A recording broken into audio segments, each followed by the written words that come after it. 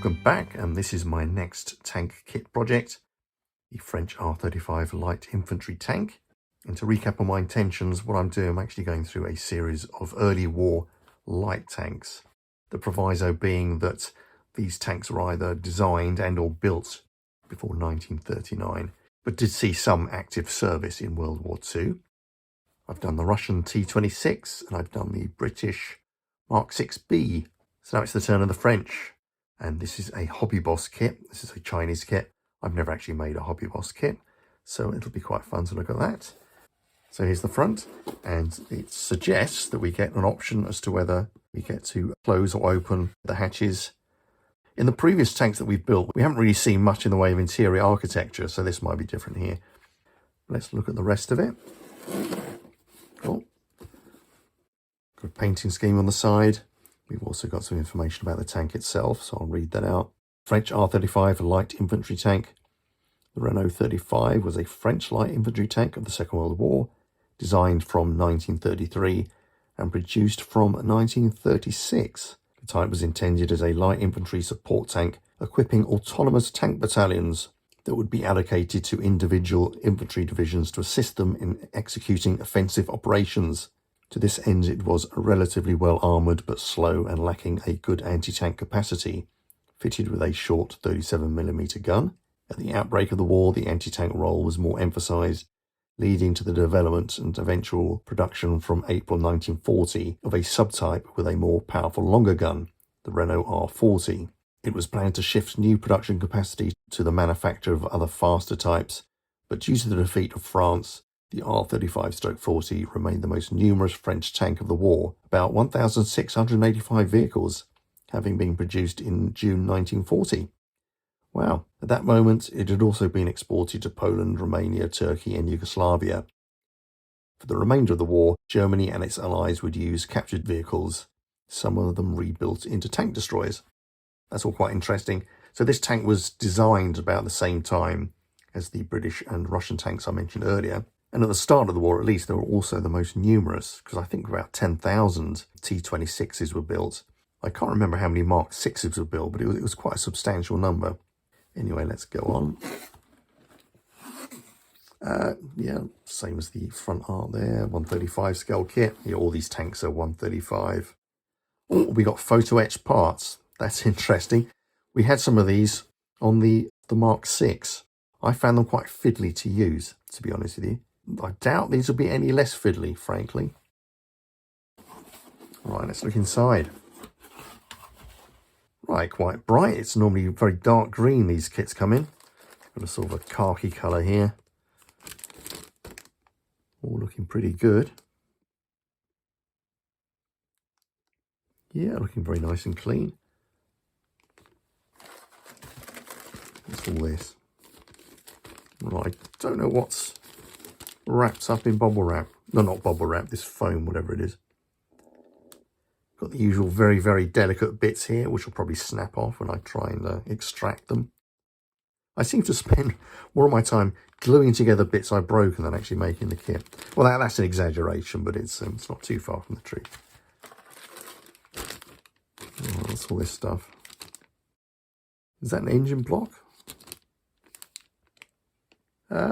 Some of these bits looking a little bit ragged, but generally okay.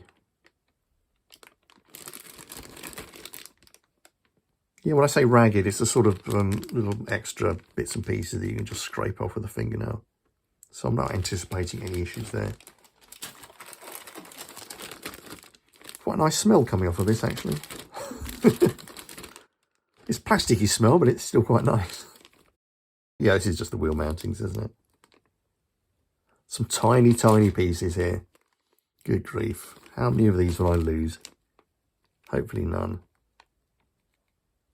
Yeah, some very fragile looking stuff here, I have to say. But it all looks in good nick.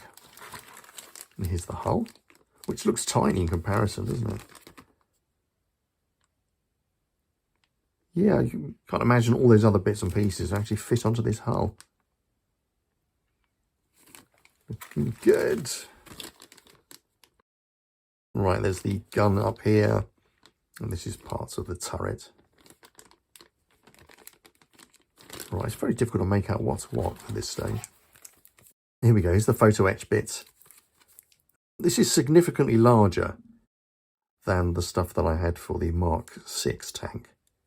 The Mark VI tank, there were some very, very tiny little strips of metal that were very, very hard to work with. This looks better. And then we've got this curious like cylinder bit here. I wonder what that's going to be. It's nicely backed with this card. Stop it getting bent.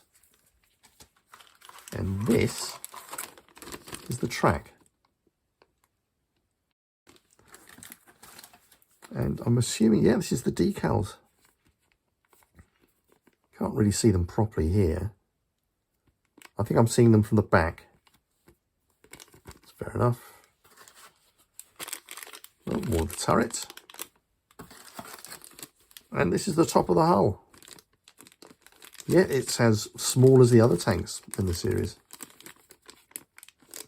They're only light tanks. I don't know what I'm expecting. That looks really good, actually. That looks very clean indeed. And the instructions. Ooh. Oh, painting diagram here. Dark green, red. Oh, it says dark green, red, breen, wood brown. Okay, well, I'm sure I can actually sort those out. I use Tamiya paints mostly. Red, breen. Some paints may not be available in your country. Please check your local hobby shop for substitute. I can do that, I suppose. Mind you, my local hobby shop is eBay these days. That's looking nice. And they've actually added some sort of mud flecks here. It's like a serving suggestion, I suppose. Oh, there's more at the back. Right, so this is grey as opposed to green. Ah, these tanks were repurposed by the Germans. Perhaps this is what this denotes. Yeah, this might be a repurposed French tank used by the Germans. It's certainly a German colour scheme, isn't it? It's obviously a German cross. They'll probably tell us more about the painting scheme in the instructions. The box. Quite chunky instructions. For the Russian kit, I had basically 2 sides of paper, more or less. I say that, it's probably 4. This is more like the British tank I was building. Much more detailed. Yeah, that was the engine block we saw earlier.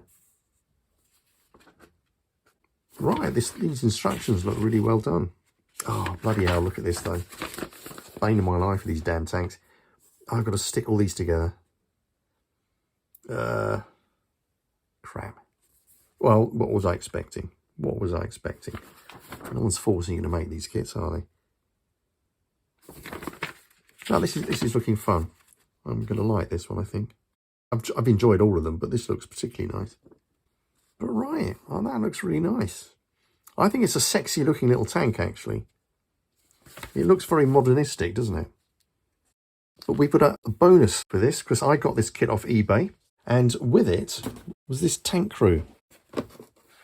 Yes, I got these as a bundle. I got the tank and the tank crew together. So we got these 3 Frenchmen showing these 2 little boys something. I'm sure it's all quite innocent. Let's cut into the box. Yeah, the tank kit wasn't sealed up for whatever reason. But everything looked to be there. Come on. One more. Wow, this is really well sealed, isn't it? They don't want us to get into this. And that's one side. Doubt there'll be too much to look at in here. Ah, right. Yeah, there we go. Come on. Who made this? I haven't even looked to see that. This is ICA. ICA, new in the best. Does that say new? Or something. This box contains an unassembled plastic kit. 34 parts, 5 figures. Oh, right, so you get the little boys as well. Okay. I'm sure they're going to be surplus to requirements, to be honest with you. Made in Ukraine by ICM Holdings. Nothing really of interest. Oh, look, there we go, look. So you get the bloke and the little boy, and the bloke and the little boy, and you get a guy sitting down. Well, that's wonderful, isn't it? Okay. Let's open this up. Oh, is this? No, I can get straight in there. I thought it was glued down again. Little tape down. Pull that off. Here we are. Yeah, it's like most model kits. It's like most model figure kits I've seen. Looking nice. That looks clean. And we've got the instructions as well. What's this? Do not scold him. We will replace everything. What does that mean? I see him new. New is the best? I still can't make that out. Okay, so I think they're saying if there's anything missing, we'll actually replace it. I think that's the gist of this particular note. That's quite nice, actually. That's quite nice. And here we go. Here's the plan and the painting patterns, or the painting system, rather. Yeah, we got some Tamiya stuff there. Oh, and Revell. This is the first time I've seen one of these that actually includes Revell paints. And there we go. Oh, this is nice. I don't think I'm going to bother with the little boys, frankly. They'd be quite nice for a diorama, but that's not what I'm into at the moment. Right, that's really good. I like that. Nice, clear painting instructions. Okay. So there we go. And as usual, I shall now go off and make the kits. I'll make the figures as well. I might not paint them up properly. I don't know. We'll see how it goes. But I'll certainly be making the tank kit. That should take me a couple of weeks working in the evenings. So anyway, I shall see you in a few minutes with a completed tank for you to look at. Okay then, see you in a bit. Hello, welcome back to my R35 build. I have finished the tank largely, not completely though. There are some final bits and pieces I want to do to the painting and the presentation, but I'll go into a bit more detail about that at the end of the video. Here it is. Here's the final model. Let me turn that around, a bit more contrast.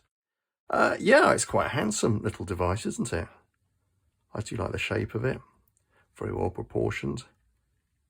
As you can see, the painting isn't finished by any means, and I will explain more about that later on. And I did have a few problems building this, but I'll detail those as we go through. This articulates up and down, and this back door opens. And you can take the top off and see on the inside. Right, now, when I was looking through the instructions for this tank, I was wondering how much interior detail there was, and thinking there might be a little bit. But what I hadn't realised looking through the instructions was that most of the tank build, in fact, I'd say about 70% of this tank, is actually interior detail. Let me take that away and I'll show you. Because again, I was just flicking through this, first time I'd seen it. I wasn't really paying that much attention. But this is the engine. You build the whole engine for this thing.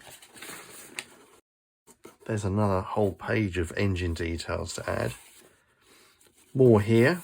This is the air system. And then we've got all the details of the driving mechanisms here. And then we put in the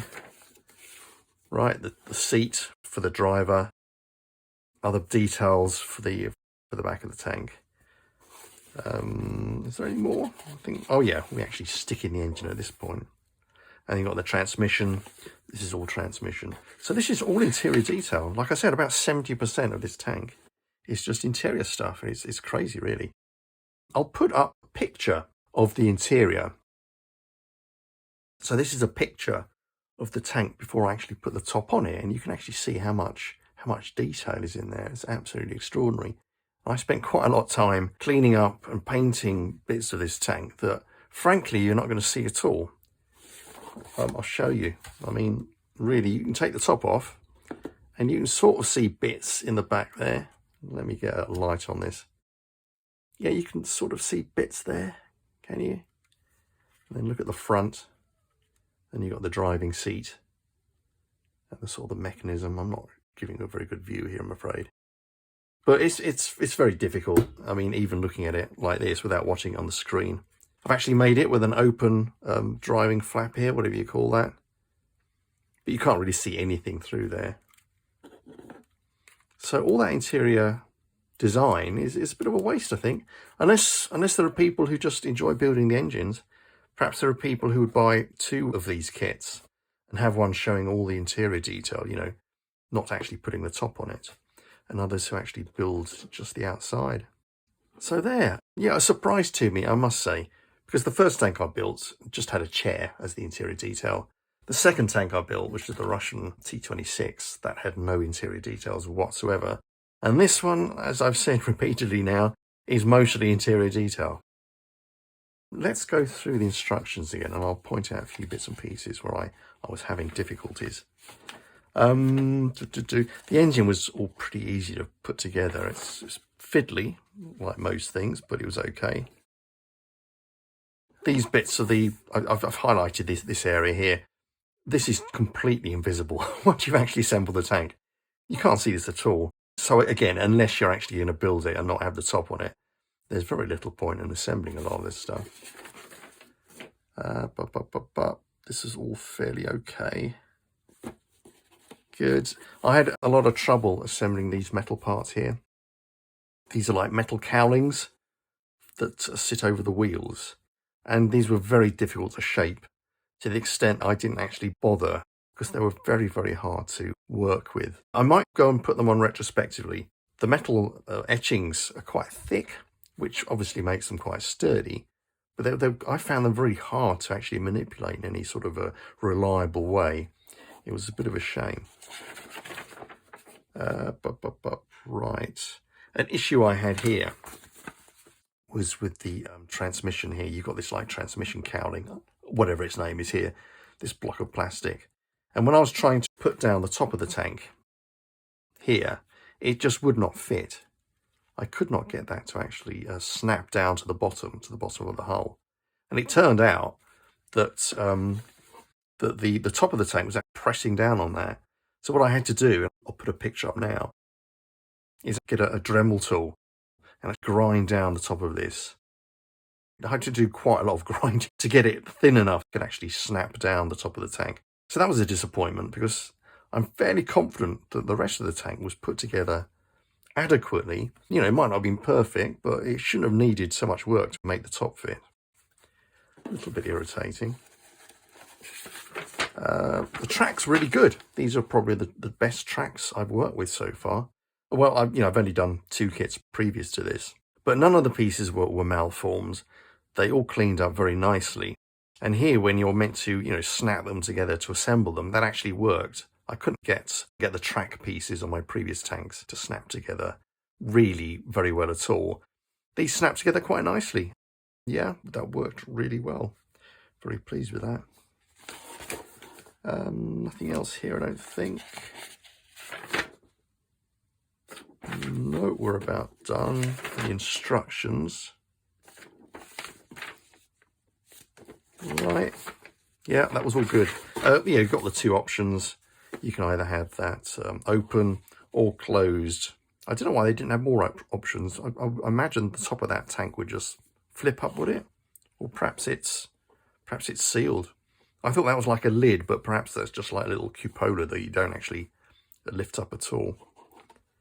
Anyhow, paintwork. I'll go into some detail about the paintwork in a minute, but I had a problem deciphering the painting instructions, because we've got like the colour charts down here, and we've got the different makes of paints. We've got Humbrol, Tamiya, Model Master, Vallejo, and Mr. Hobby. But I didn't understand what these H numbers meant, and the fact that some of these numbers are in black. And it turns out that the numbers in white here, like H47, that means Mr. Hobby number 47. And the Mr. Hobby paints are all acrylic paints. But the ones in black are the equivalent in enamel paint, or oil paint, whatever you want to call it. So Mr. Hobby 47 is the equivalent of Mr. Colour 41. Both Mr. Hobby and Mr. Colour are apparently made by the same organisation. They're just brands. You'll note there that there's no actual Mr. Hobby colour that's equivalent to dark green, which is weird, because you'd think that would be quite a common colour. So what I had to do there was, I think I just picked the best match I had in my toolkit. Essentially, I can't remember what paint I used, but all the paint's going to be redone at some point. I ought to, I suppose, look at the little figures we picked out, because we picked up the kit for the French tank crew. I'll show you this guy first. I tried to paint him up. This is the guy sitting down. Hang on, get you up here. I snapped off his legs trying to get him into that bloody tank. I mean, deliberately snapped it off. He's all right. I mean, I'm no good at painting these figures. I don't have the equipment at the moment. I might get better later on. But it's a shame because he would have been perfect to sit inside of that tank. But again, I had to snap his legs off to actually get him into the seat at all. And I would have sawn off one of his arms to actually make him fit into the position that he needed to be. And in the end, you'd have dimly seen his face sitting in the inside of the tank. So I didn't think it was worth it, really. But he's probably the best of the soldier figures in this set, you know, despite being paraplegic. This is the other guy. Again, I haven't painted these. I've just stuck them together. Are these Second World War uniforms? They look a bit strange. This guy looks like a ringmaster. He's got these high boots and his little tunic, whatever. Don't know about him. This other guy's the worst of them all. He just looks like he's wandered out of a cafe. That doesn't look like a military uniform whatsoever. I don't know. It's a bit. The figures are actually quite nice in the way that, you know, very clean. They do need tidying up here. I mean, you've got these obvious marks down the side that need scraping off. But the details on the hand and the other bits and pieces are quite nice. And of course, we have the two little boys. He's the smallest one. It's a tiny little fellow. I've tried to paint his face. I was just experimenting with skin tones there. Oh, he's quite nice, isn't he? And you've got this fellow who looks a bit dopey, frankly. I mean, he's just sort of bending over, looking at the ground. I don't know. Would it be worth buying this set? I suppose if you wanted to create a diorama that featured two little boys looking at a tank, then fair enough. But otherwise, there's a bit of a waste of space. I didn't sort of deliberately go out to buy this set. It actually just came sort of thrown in with the tank set. Another problem I had, I'll show you. Take that off in case it falls off. The tracks here don't fit behind the guiding wheels. I don't know if you can see that.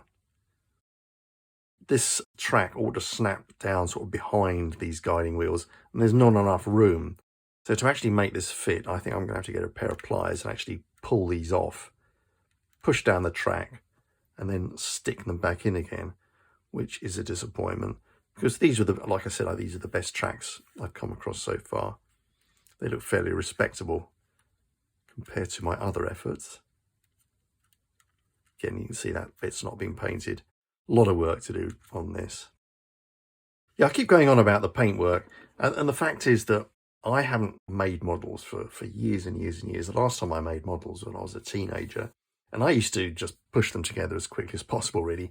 And if they were lucky, they'd get painted. I was never really a big paint guy. But I was looking for painting tips online on YouTube. Tips on how to improve the paint jobs on these things. And I was just very quickly blown away by the amount of information on there. I had no idea there was so much information about weathering and all the funny little tricks and tips you can pick up to actually improve the look of a tank. Mind blown completely. I mean, there's actually, you know, sort of whole magazines devoted to creating weather effects on armour. It was absolutely extraordinary. And after humming and hawing a little bit, I thought, well, I ought to get into this, really, if I'm going to be a bit serious about making these models. So I've ordered some equipment, including a spray brush, airbrush rather, God help me. And what I'm going to do, I'm going to actually sort of paint this properly, but I'm also see if I can rehabilitate the paint jobs on my previous two tanks. So there we go, there's my little British Mark VI, which I'm actually quite pleased with. I quite like the look of this, but I think there's things I can do to bring out the details. I've got the decals on, unfortunately, which limits what I can do. But there's things I can do. I can muddy up these tracks, I'm sure, hide some of these egregious errors I've made, putting the tracks on. That'll be very welcome. And then we've got the Russian. This is my Russian T26. I've never been happy with this paint job because it's just too flat. It just sucks all the life out of it. So there's a lot I can do with this, I think, and I'm quite looking forward to that. Again, I'll muddy up the tracks, pick out the details, see what weathering effects I can usefully apply. And I'll do the same to this, which I think of all the tanks is the most attractive I've made, you know, in terms of general design. I think it's quite nice. But anyhow, so that's what my next 3 videos will be devoted to, just looking at some additional painting tricks, etc. And then, once I've done all that, the tank I want to build next is this Fiat 3000. I'm quite looking forward to. Yeah, it'll be a while till I get my mitts on this though, because it's going to be quite a steep learning curve. Learning about the weathering effects, chipping, etc. The washes, the dust effects, the mud effects. Oh God, there's so much. But this will be the first tank that will be built properly, per se. Because what I've been doing in my previous models is painting the parts within the frame, more or less, then sticking them together. But what a lot of modelers do, and it seems to work very well for them, is to build most of the tank and then spray it with a primer. Add the various layers and coats, painting like details of tools sitting on the top of the tank. But there we are. The French R35, soon to be revealed in all its final glory, hopefully. So I hope you'll join me for those videos, and I hope you'll join me for the Fiat 3000 as well. So thanks for watching, and I'll catch you the next time. Okay then, cheerio.